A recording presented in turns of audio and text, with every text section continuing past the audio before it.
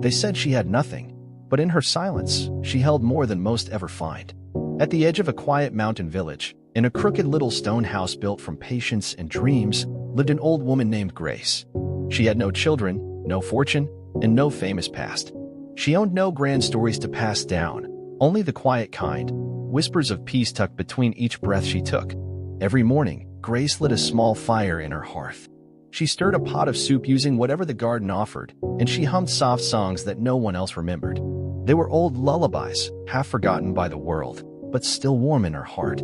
Though she had little, the villagers came to her whenever they feel sad or unhappy because she had a way of smiling even when the sky was gray, even when she had nothing. Somehow, her calm gave them comfort.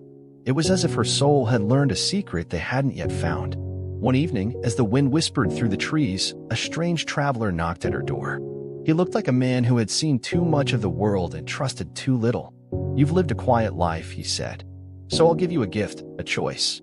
Behind these 3 doors lies your fate. One hides your deepest desire. The others, only disappointment." Grace looked at him and chuckled. "I'm far too old to go chasing dreams." But the traveler insisted. He led her to a peaceful field surrounded by hills, where 3 doors stood tall in the grass, one made of gold, shining in the light, one of smooth, polished wood, and one rusted and worn, nearly forgotten by time.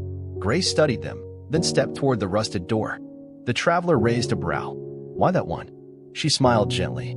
"The most beautiful things in life have always come to me dressed in old, tired clothes."